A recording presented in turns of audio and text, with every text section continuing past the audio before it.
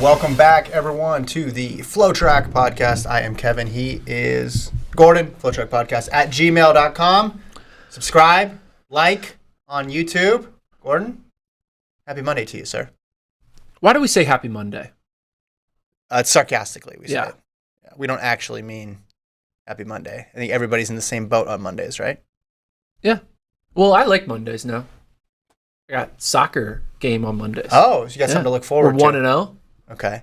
Trying to move to 2-0 tonight.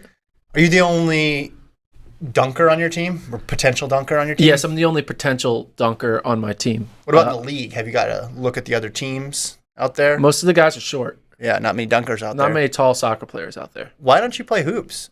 I should. Right? You're right. Probably. No, soccer's fun though. But they couldn't put you on that. They have those 6 foot and under leagues. You can't do that. Yeah, I can't Too do tall. that. No, I'm too tall. Don't you think they should divide it not based on height but dunking status? But you'd be in a gray area there. You'd have to show them the video. Say, hey guys, I do a track and field podcast where I made it public that I wanted to dunk this year. Does this count? Look at this video. Tell me what you think. Am I on the dunking team or the non-dunking team? Yeah, because I feel like I'm more of a dunker than a non-dunker, but I'm less of a dunker than a dunker. Would you say dunking is more of a state of mind than anything? Yes. It's a place. What did you do this weekend? What did I do? Coached 6 and under girls soccer game. Did you guys win? We don't keep score, Gordon. But yeah. Oh, okay. Yeah, we did. Took care of business. What else did we do? Yesterday, watched some hoops. Did a bunch of laundry. When you have 3 kids, you devote half of at least one day, maybe more, just to laundry. That's it. I don't have to worry about that. Not yet. Not yet anyway. Kid's not on the way. Exciting announcement, though, for Gordon coming up on the second half of the show. Yes, big announcement. Just kidding. Big announcement. Hope you're listening to, Mom. What did you? I saw you went on a bike ride. Yeah. Okay. Got a little bike ride in. I'm starting to do some more exercising. I got to get this backflip in by the end of the year. I reminded myself that was my New Year's Eve resolution, is to do a backflip. New Year's resolution. New Year's. Not New Year's Eve. Otherwise, you were late on that. Do a backflip in 2023. I still have to complete the dunk. So I might go out and practice dunking when I'm in Albuquerque because I figured altitude, could probably jump higher. That's true. Yeah. So I'm going to go to the high jump practice at NCAA's and just be like, hey, get on that wood show floors. up with a ball and see if I can dunk. All right, so we're talking Euros today, talking the Tokyo Marathon, talking the 10. It was a pretty good weekend in running. Yeah. Probably one of the best weekends of No, 2020. it was not. No. I don't know. This is pretty good. No, last weekend was better. This weekend, though, gives you more clarity about the future of track and field than any of those other weekends, I think. Because you got people in championship settings, and then when it comes to the 10, you got people separating into tiers a little bit more, even though it was just a time trial out there. Yeah, but also this past weekend, it's just the Europeans. Like, there's so many more track athletes out there. The Jamaicans, the Americans. Sure, but we're getting an idea of what those European athletes are capable of right now. And when you look at Bol, how consistent she was, Hodgkinson, how consistent. We have so many data points. Yes, from an indoor season where we're used to not having that many, that I think it was illustrative of what we're going to see. I was thinking after this, because indoors basically technically won't be over until this upcoming weekend with NCAA indoors. Right. I was thinking after that, so next week sometime, podcast-wise, we should do a... Outdoor rankings. No, reevaluating, we need to change our outdoor predictions. Okay. Readjusting, now that I wish I knew this type feeling. If only I knew that Femke Bol would do what she did, I probably would have had more potential on her in outdoor, We should rank best indoor performances too. Not performances, but performers. Who won indoors? Top 5. Any event. Any country. The mile. No, the mile did not win. I'm talking about athletes. The 200. Back-to-back victories. All right. Let's go to Istanbul. No surprise to anybody. Jakob Ingebrigtsen completes the double. Last pod, we talked about the 15. Beat Neil Gorley in what was a entertaining race. Runs a 3,000 and did it with a nice little negative split there. So 3:59 for the first 1,500, then 3:40.59. Beats Adel Mashal. Looked like vintage Jakob, especially going against a European field. I didn't really think he'd be challenged over those last couple laps. The only question was margin of victory. Yes, we had our over-under on Friday. You set the over-under line at 1.5 seconds. I took the over. Mm-hmm. You took the under. And he beat him by 1.43 seconds. God damn it. I've never cheered so hard for runner-up. Just run through the line. Just run through the line. And it wasn't like the guy in second wasn't McCall wasn't like chasing for second. Like he already was guaranteed second. He could have eased up a little more. He could have eased up so much, which is what I thought. Like, why does he need to lean for a 741 versus 742? Yeah. If he would have known that I was on the side of like 1.5, he probably would have realized, hey, I can put the brakes down a little bit. But still, he was there. You got lucky. No. Can you admit you got lucky? But he was there with 150 to go. Yeah. The margin was way smaller. So it was indicative of the race. I thought the margin of victory. Okay. Do you read anything into Jakob's performance here?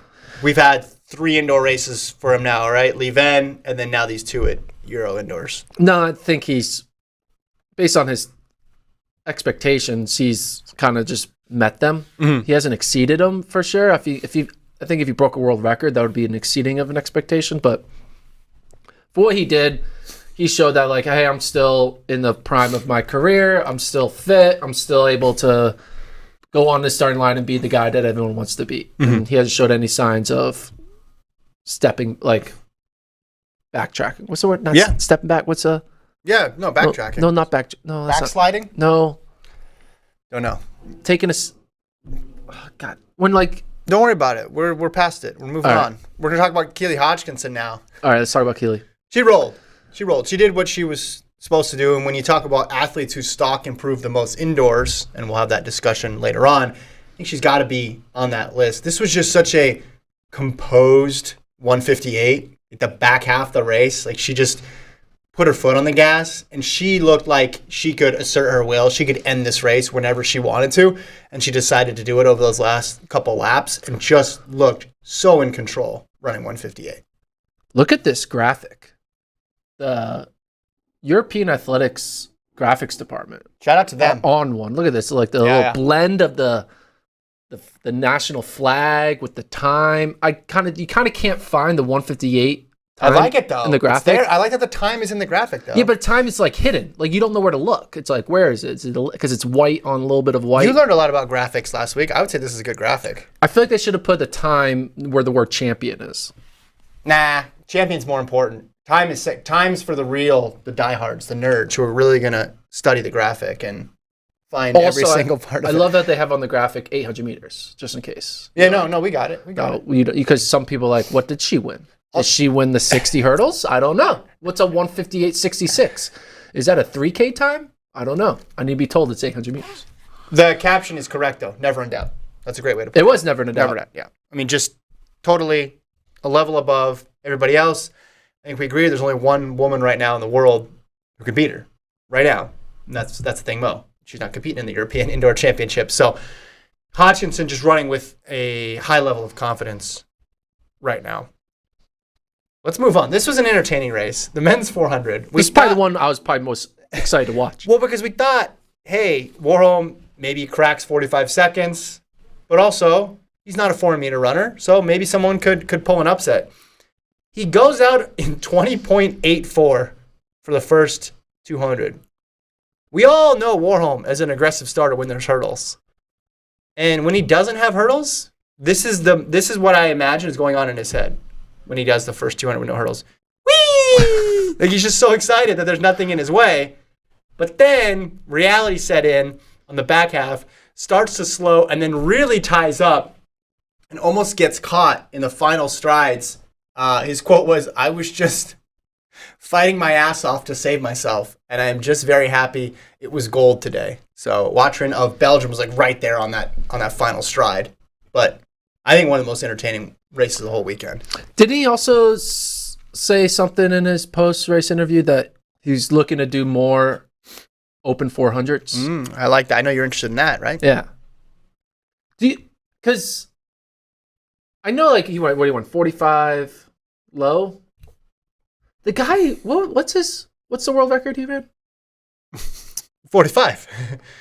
Yeah, It feels like he should be faster. Yeah, but this is what when you go out in 20.8 though. This is what happens. But if he does it more, I think he's going to settle into a open 400-meter race pattern because then there's an indoor race pattern too, which is totally different because you're worried about being clean at the break, right? So this is a tough one to master. I admire his aggressiveness over the first 200. Like, it just feels like he should be able to. I mean, I guess indoor, you're not going to run 43 seconds into. But what do you think he can run fresh? Because we've had a few times when he's run a fresh 400, like at a Diamond League, and he runs like nothing mind-blowing. It's very like, that doesn't make sense. 44.87 is the PB. Yeah, like 44.87, like that's less than a second faster than his hurdle PB. A little bit more, 45.94. Okay, just about a second faster. Yeah. He should be able to run a 43.9. 43.9? Yeah, you could convince me of that. But the problem is when he's in shape to run the 45.9 and the 400 hurdles, he's not also doing the 400. He's doing the 400 3 weeks later when he's coming down off the peak. Also, the way he runs those hurdles races, it's like, again, I know it matters. It slows him down, but he just runs them with such aggressiveness. There's 400-meter hurdle runners who are going to translate really well to the quarter, and then there's some 400-meter hurdle runners who it's clear that is their event, right? Contrast this to Rai Benjamin. Who's better in the open quarter, Warholm or Benjamin? You'd say Benjamin, right? Yeah. And maybe it's just because of reps and running all those open quarters. Also, Benjamin has run really strong 200-meter times, but just some people adapt better to the hurdles than others, and obviously there's a huge technical element in it as well that makes it more complicated. But I agree with you. I'd love to see him run more. I think he has a misleading PB in the open quarter. I could see him low 44s at the very least, if not maybe even sneaking into the high 43s because running a 45.9 with barriers. It's crazy. All right. Next one. Running through these. Oh, let's talk men's 60. Let's talk it. So, big day for Italy. Big day. 1-2 between Ceccarelli and Marcel Jacobs. Ceccarelli had a great day in general. 6:47 in the prelim. Then comes back and runs 6:48 to beat Lamont Marcel Jacobs, who was 6:50 in the final. Jacobs, bunch of tape on his legs, limping around afterwards. That's obviously a big part of the story here. Guy just can't seem to be healthy now for an extended period of time. What were your thoughts? I mean, Jacobs was already flirting with being off my list of medal contenders in the outdoor 100. Yeah. You know, you could argue like, oh, he's in health, it's a thing, and global outdoors last year, he obviously pulled out early. And now you have this kind of indoor season where, you know, he's losing a bunch of times, lost at the Italy Championships, and he loses again here. Yeah, but if you're going to lose to someone at the Italian Championships, at least it's a guy who's now a 6:47 guy, in Samuel Ceccarelli. Like, it wasn't just a complete no-name. I'm looking for silver linings. But yeah. Sure, you can look for all the silver linings you got there, but it's he's not in your top. He's not in your top 8 anymore. Yeah, he's not making a final in my mind. What if his health fortunes reverse though? Last year he was healthy during indoors, wins World Indoors, beats Christian Coleman, then gets hurt before getting healthy again to win Euros. So he's just taking all the bad health juju and putting it in the indoor season. Yeah, maybe that's it. This wasn't... His trainer's a genius. I'm going to hurt him in indoors so then he's healthy outdoors. This wasn't a disaster. It wasn't good, but it wasn't a disaster for him. It could have... I thought there was a potential... But the expectation is way higher than this. Yes. Is it a disaster if LeBron James gets knocked out in the second round? Yes. We're keeping that LeBron James thread going. I like is it a disaster if DeMar DeRozan gets knocked out in the second round? Well, no. Reese Prescott got last in the final. Prescott was the guy I picked to win the thing because he had run sub 6.5 this year. That's what I'm saying. It could be worse. I think the bigger issue is the injury, not the silver medal. It's all right. Now the indoors is done. How healthy are you for outdoors? Well, right now, yes, you have Curly ahead of him, Lyles ahead of him. 2. Right? Bromell. 3. Racy. We don't know, but probably 4. Coleman. 5. Seville. Blake. Olmanyala. Maybe DeGrasse. Michael Norman. The 3 other guys in the U.S. who are going to run the 100 we don't know Terrence yet. Jones is looking good now. Yeah. The guy from Botswana. Tobago. Yeah. I could keep going. There's a log jam there, right? Ash? Ashay? Ashay? Yeah. Sorry. There's another guy too. Well, so I'm looking at 60 times, right? I'm looking at just the global. Now that we're almost done, we got one more meet basically, right? So who really rocked it in the 60 this year? We have Bromell with the 642, right? Then you have Terrence Jones. You're going to have a lot of college presence here, and that's just true every year because they run it a bunch of times. So you have Bromell 642, Jones 646, Coleman 647, Samuel Ceccarelli, the guy who won, 647, then Mekhi Williams, then Reese Prescott, then Jacobs. But I think everybody thinks we're grading Jacobs based on what he's done, what he's capable of, which is low 6.4s. Yeah. Right? But still faster than Lyles this year. Faster than a Shea. Again, not a complete disaster, but if he's banged up going into outdoors, it's tough. It's tough to see. Because I think, what's it going to take to get in the podium this year? 9.8 low. 9.8 low. Probably considering 9.84. If the track That's is what it's relatively gonna- 9.84. the weather's normal, all that other stuff. Yeah, I said even last year, I thought a high 9.7 is going to win it in Budapest, I think. So he needs to be, doesn't need to be exactly Tokyo Lamont Jacobs to get a medal, but he needs to be pretty close. And there's just so many guys right now that you could see in the mid 9.8s to mid 9.9s. Here's my thing. How long can you ride off, can analysts hold on to an athlete's extremely valuable performance when it doesn't matter anymore?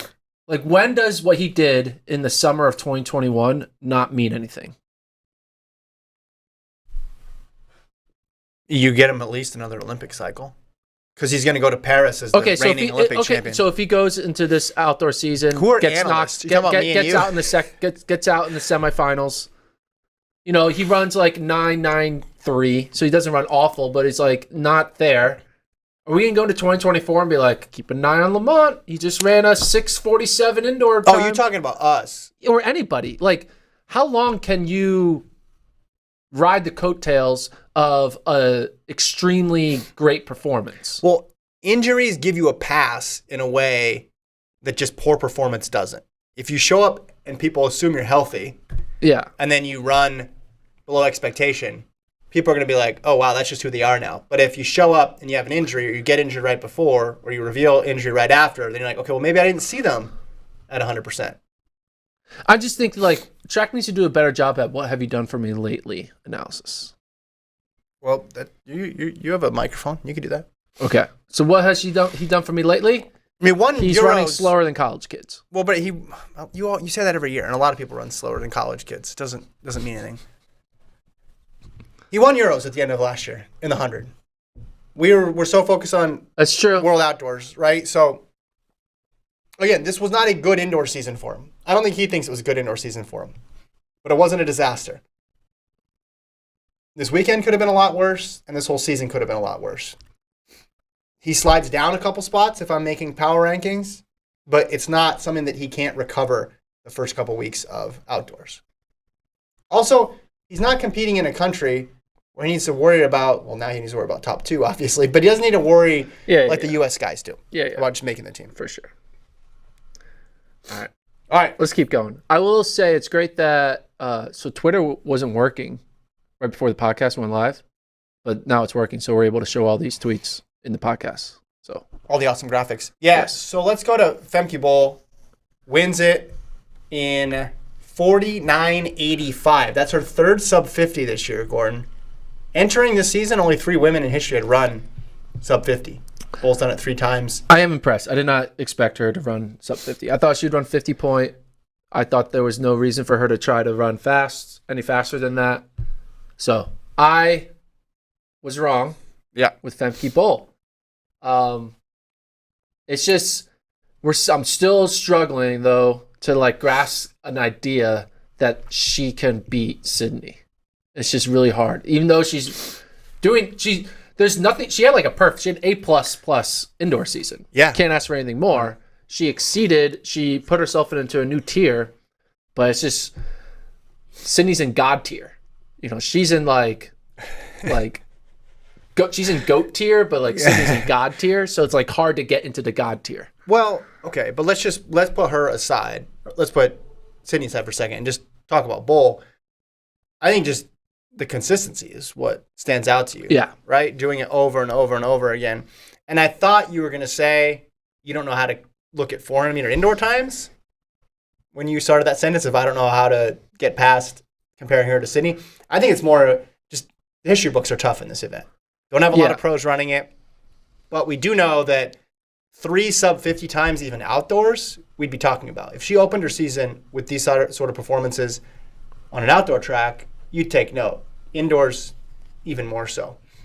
Also, I wasn't going to bring up the fact that you said her time would be slower than the NCAA winners' time, but just know that I remember that and hold on to that. And you said Warholm's would be faster, so God dang. I don't know if that goes officially. Both gonna be off. Yeah, I don't. That was easy money for me. I don't know if we're add that to the over-unders. Did we bet money? We shook hands on it. Yeah. Did we have a wager? $4,000. Yeah, it was crazy. I don't know why. $4,000? Yeah, I don't know why I went for it. Is that like you have a bill coming up that's $4,000? Maybe, exactly? maybe not. All right, I'll Venmo you. Laura Muir, she won. That was easy. That was similar to those other favorites, cruising. Some other notable performances. Men's 60 hurdles, Jason Josephs, he's had a really good season for Switzerland. He was 741 in the highs. Long jump, pretty exciting. Jasmine Sawyers, I don't know, people might have seen the clips of her celebration going around. It was pretty cool. She got over 7 meters for the first time. Tentacles won 3 in a row. Rita Hursk won for Finland in the high hurdles, 7.79. Oh, 800 was close. Ben at the line gets past Robert. I know you've been waiting for that men's 800 performance to just supercharge your excitement. It's going to happen. Yeah. I don't know if that one was it, but there was a close finish. None of the indoor stuff is going to supercharge me. I've got to wait for... It's all going to come down to the Doha 800. The first 800 in Doha, Diamond League, that's when we're going to know. You're the first person who's ever said it all comes down to the Doha 800. It's fun to say the first thing. It's like Garden State. You say random thing. All right, Tokyo? Yeah. Tokyo Marathon was this weekend, Saturday night in the U.S., Sunday morning in Tokyo.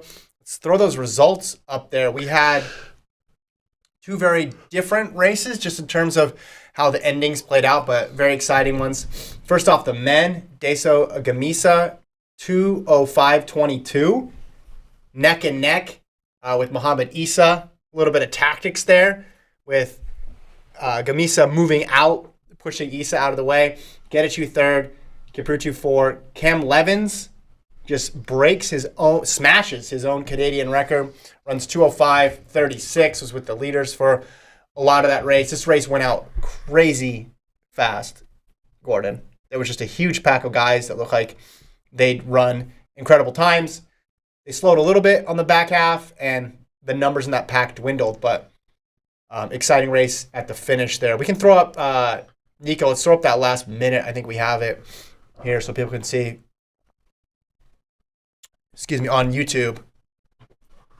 You need some water? No, I'm good. I just, I was impressed with Cam Levins hanging with that pack. Yeah. 2:05.36 is quick. Yeah. Goes from 2:07s down to 2:05s. First time in the 2:05s. I mean, he's stringing together some good races, too. Remember, 4th at Worlds in Eugene. So, developing a bit of a trend here. But look at this finish between Gelmisa and Isa.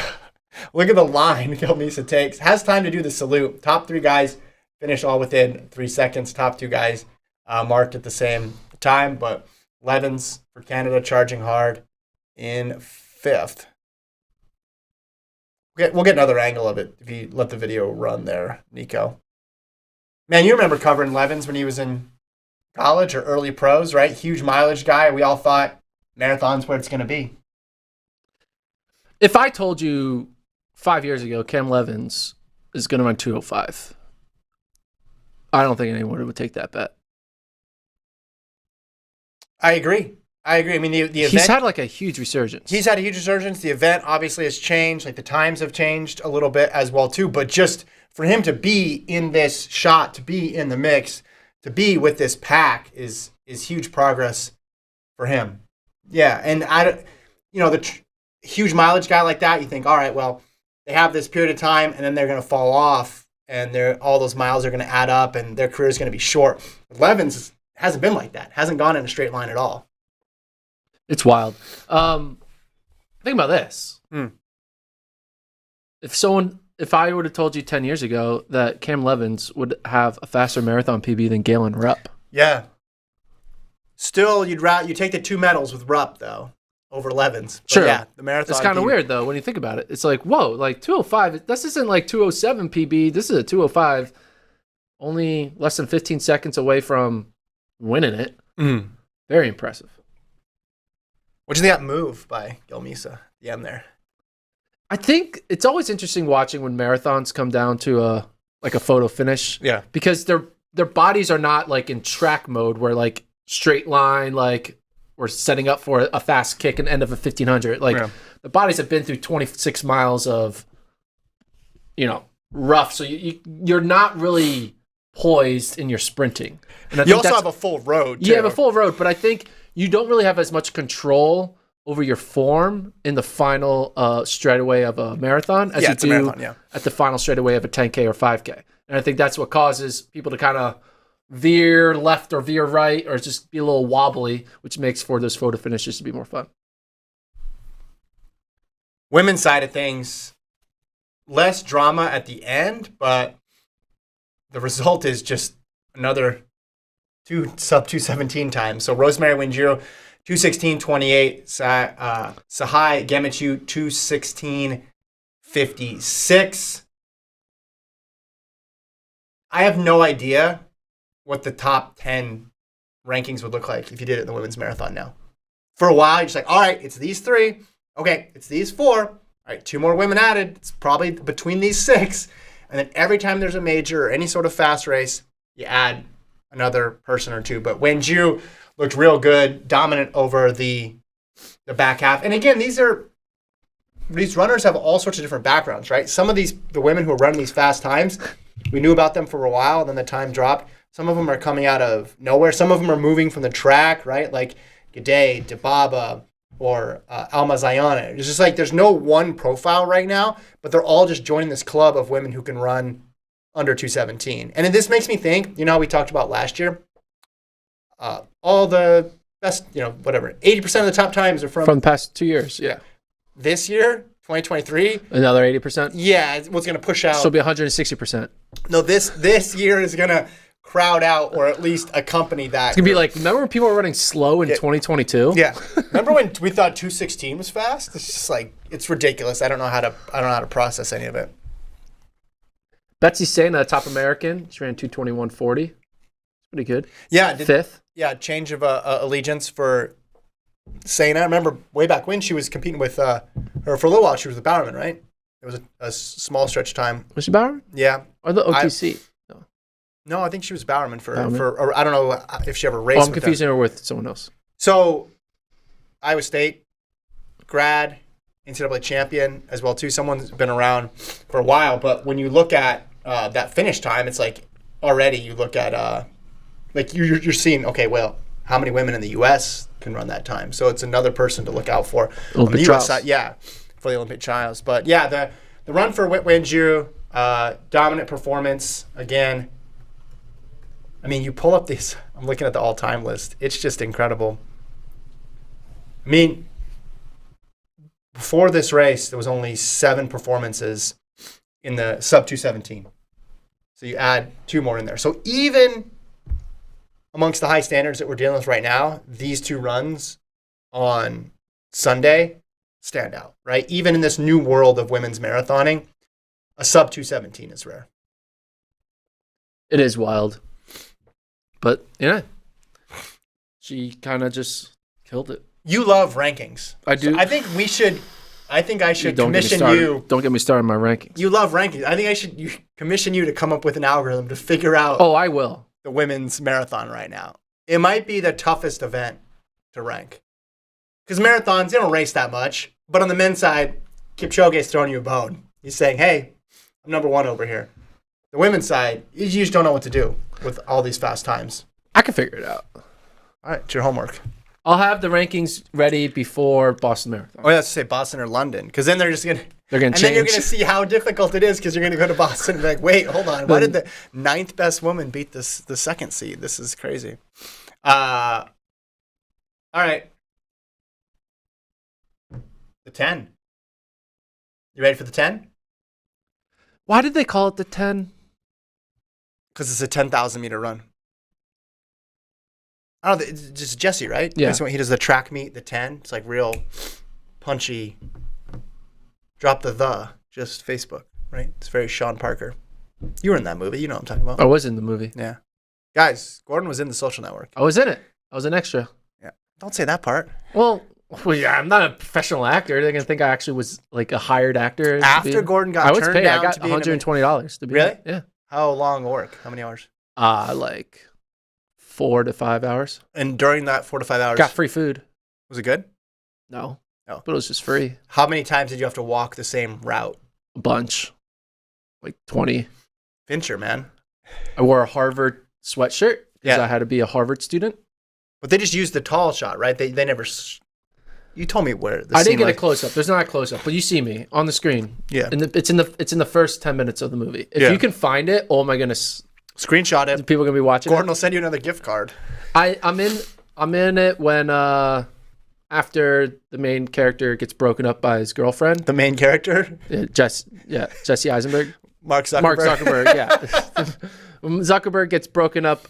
Well, he breaks up with his girlfriend at the bar. No, she dumps him. Or she dumps him. Did you watch the movie? Yeah, I don't know. Actors don't watch their own movies. Come on, let's be honest.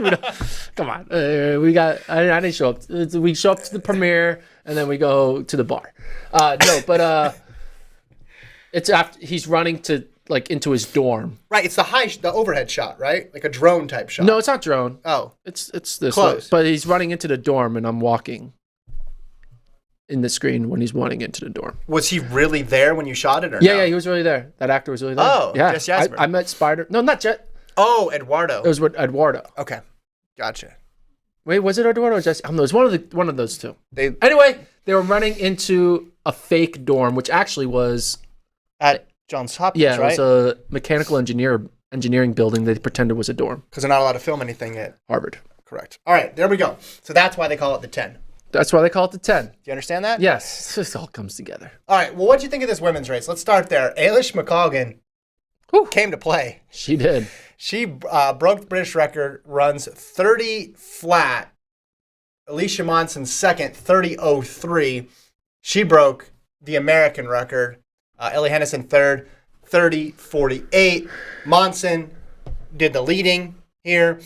Very steady pace. After the rabbit stepped off, she was just clicking off the laps. And then McColgan closed pretty quick over the last 400 to get the victory, to almost crack 30 minutes and maybe establish herself as a medal contender outdoors too.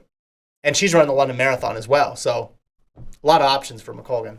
Yeah, very impressive. I'm sure she's like, oh, it would have been nice to have a 29:59 time, break 30.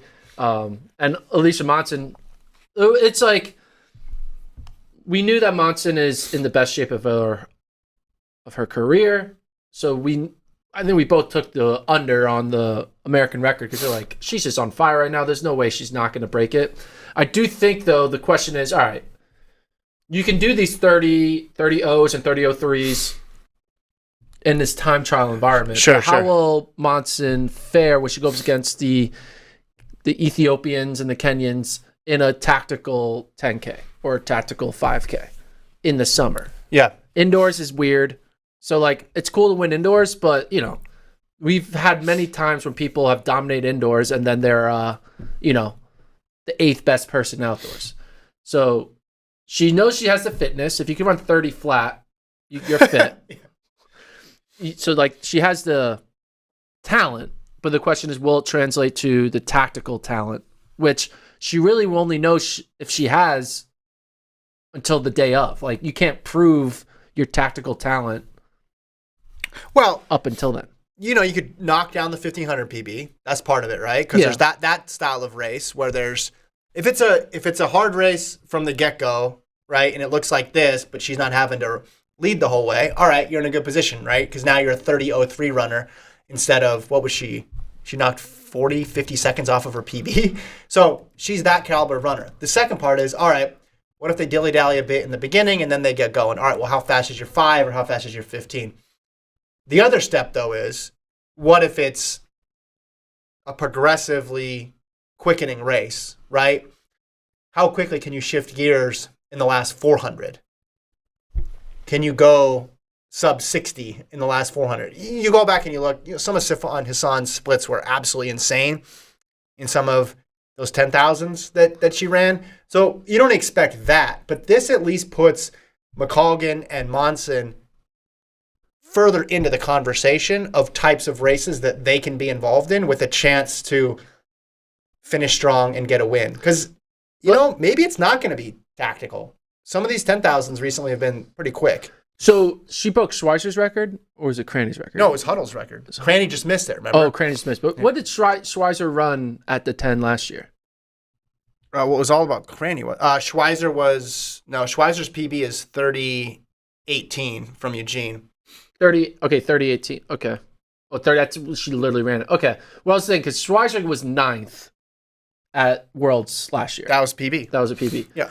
But you could argue that she really was in the second group because there was 6 women: G'day, Obiri, Kip Kemboy, Hassan, Daniel, Tay, and Kip Khoury. Or no, just Tay. The top 6 were kind of separate from the rest of the pack. Yeah. So the question is, can Monson get into that top 6 where she's in it with a lap to go?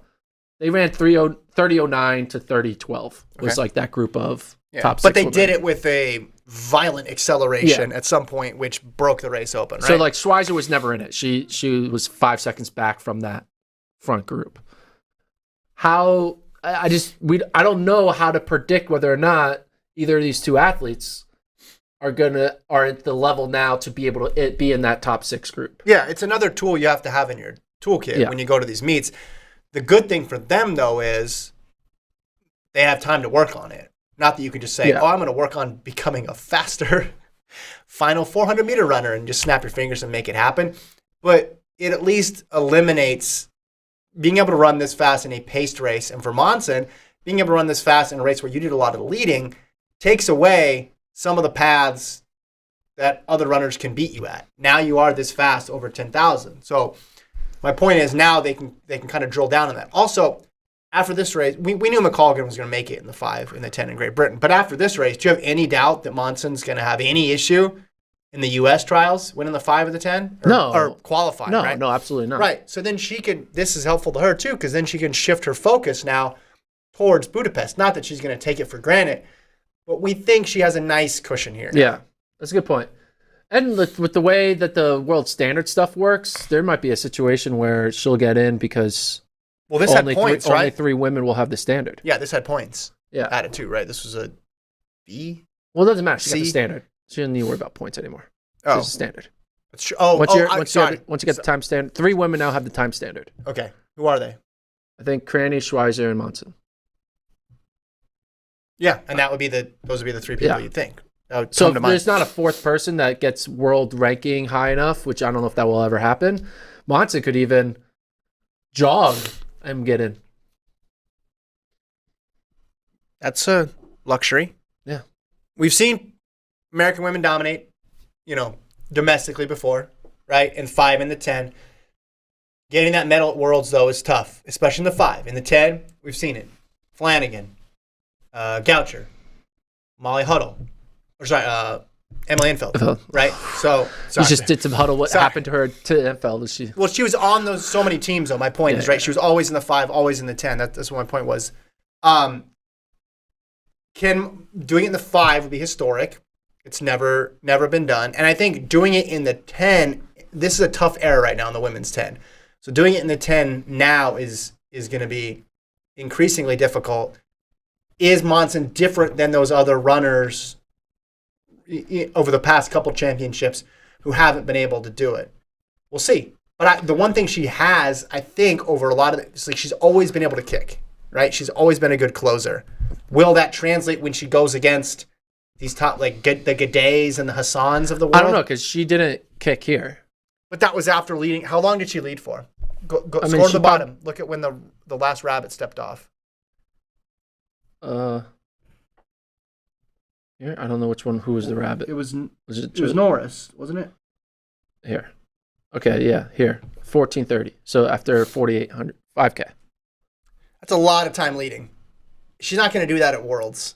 She's not going to do that at USA's. She's going to sit. So you're saying that if it was the other way around, she would have closed in 64 and It's a different McLaughlin race. would have closed in 67? Yeah, it's a different race, I think. I don't think necessarily a 1-to-1 there, but... And then that's like the point of this race for them to run fast, Get the time. get the record. They both did. McColgan got it by a second, which is kind of cool. There was no drama for Monson, but Radcliffe's record was 30:01, so that was pretty cool that she got it by a second. But Monson's not going to do this much leading ever again. I don't think. She's just forever going to go throughout the rest of her life, never in front of any line. She's like, oh, supermarket. Oh, no, after you. 15 items? I got 16. I got 16. Go back. No, what I meant to say was that she, at USA's, she has no incentive to go to the front. She's one of the three with the standard, and she can kick. Worlds, I think she knows that if she speeds the pace up, there'll be a bunch of women who can go with her. So there's really no point in that. So you might as well just sit with the pack and try to kick. But she's always had the ability to close, right? Again, this is a different level of competition, but that's always been there. So I want to see if she can develop that over the next couple of years. Do you need water? No, I just got allergies. We're good. Okay.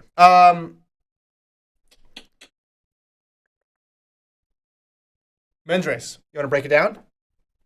It's the K versus K show, the Klecker Kincaid show, where we knew that they were the two kind of top dogs here, and Kincaid kind of did another classic Kincaid thing where he pulls away at the very end.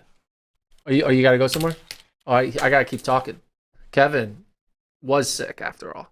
He's got the allergies. But anyway, back to talking about this. Yeah, so Kincaid did his classic Kincaid thing. I was kind of surprised it wasn't much faster, but clearly they were just focusing on that 27:10 time. So they weren't trying to do anything crazy to flirt with American records. But Klecker did a lot of the work. Kincaid came away with the victory. Not sure, if that means much, because yeah, I don't know. Well, what do you take away from, like, I got the win at the 10? Right. The whole point, get the time. Yeah.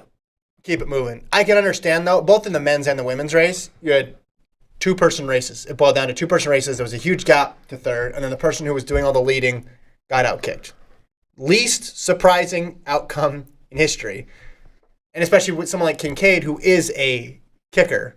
Right? If you're trying to beat Woody Kincaid, you want to make him lead. Yeah. Right? You want to put him in an uncomfortable position. He's really comfortable being in second, third, or fourth, or even fifth. It would be cool if there's like a mutiny against Kincaid where they find a way to like really force him to lead, and we have a situation where they're walking the first 5K at the trials where like, nope, we're not going to do it. Kincaid, you will be in the front. I mean, this is the peril of races like this that are purely based on time. Klecker's not going to slow down in this race. Yeah. Because what's the point of traveling to run this race if you're just going to do a tactical race? But then you have a situation where it leads to this very predictable outcome. Do you think Kincaid should give Klecker like a couple bucks here? Be like, you're the reason why I have the standard now? Yeah, a fist bump. No, cash. Oh, cash. Just cash?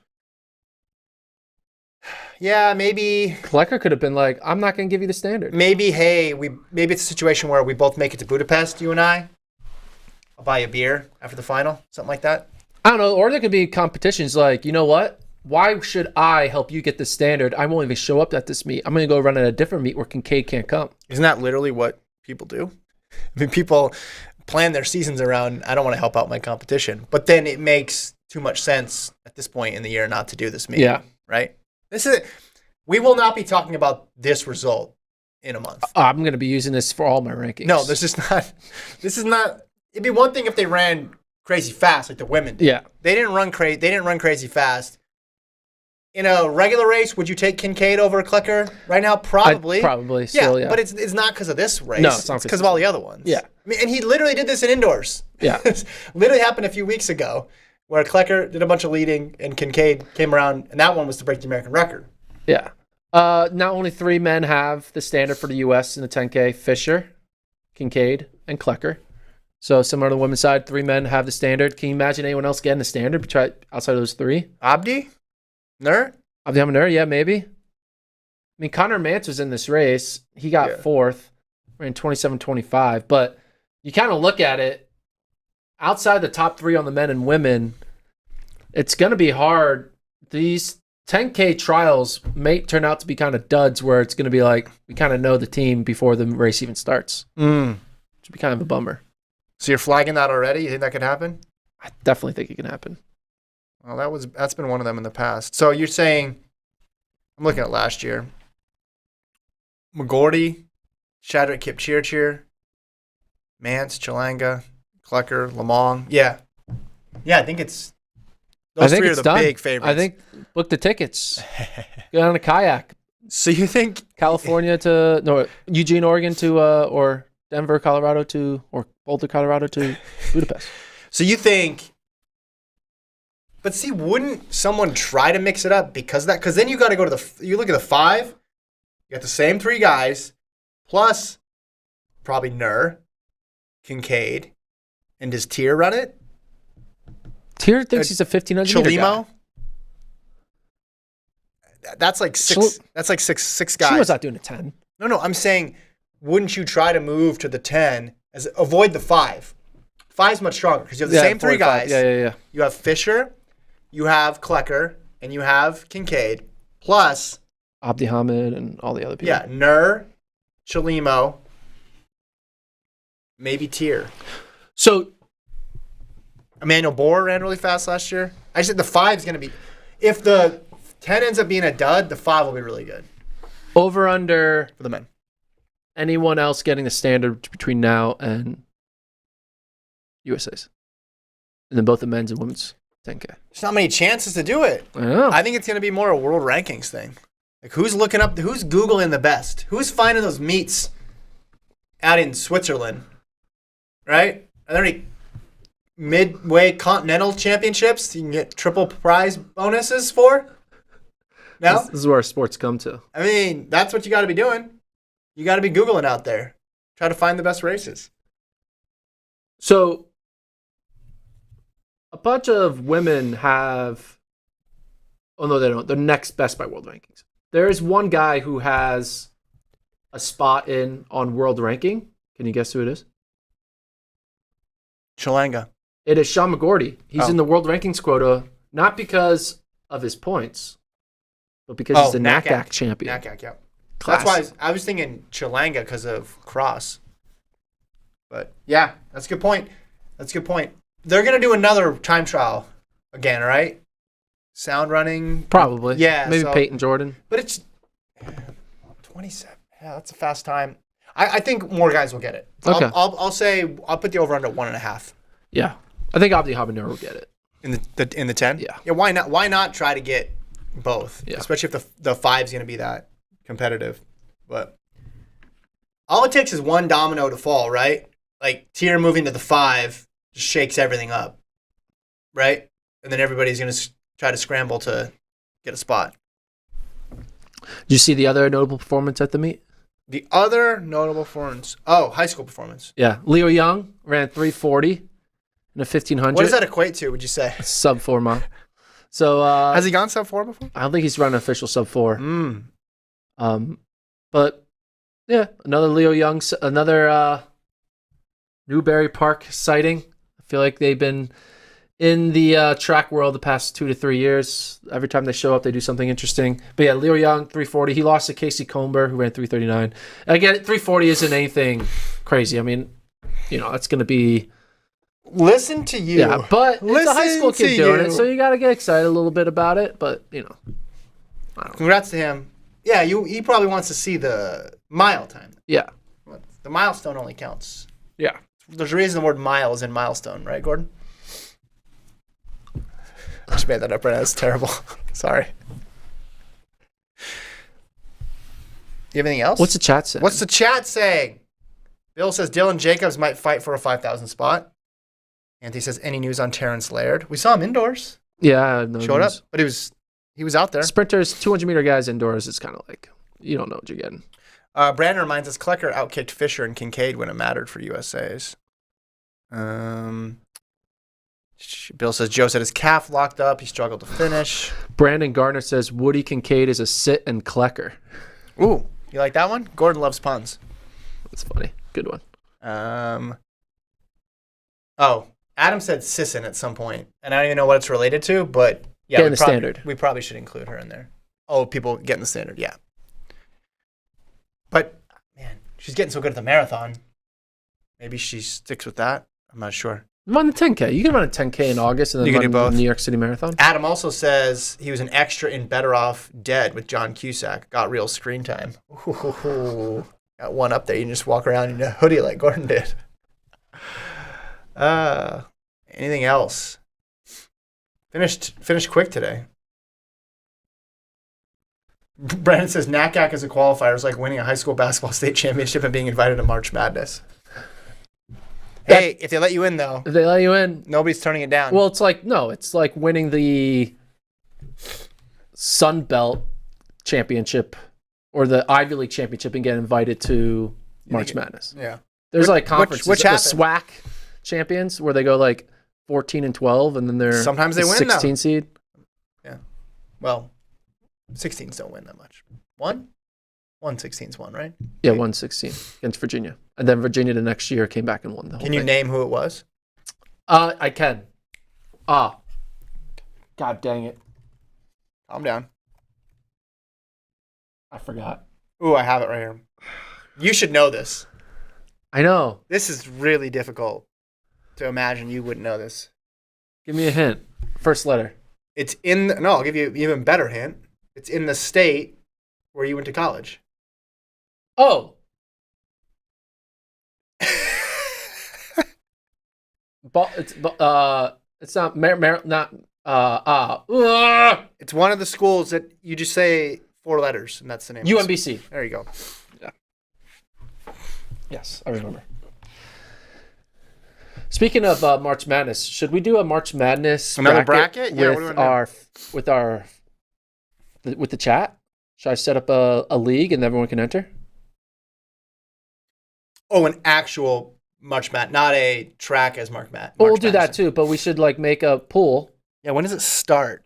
It starts next week. Okay, would we have time after you get back from NCAA? Yeah. Okay. It starts on a Thursday. Yeah. It's Thursday, Friday of next week. So that Monday podcast, I'll have the bracket thing. We'll put it in the chat and everyone can enter, and then we'll give away a prize. Yeah, what prize? You sponsoring that? Yeah. I'll find a prize. All right. I'm going to try to win it, so I'm going to win my own prize. You always try, and then I win this often. Guys, he's a big Remember, deal. I was top 50 in the world last year. At the end? By the end, were you? No. Well, that's what matters. No, I was top 50 in the world before going into the Final Four. And then you ended up?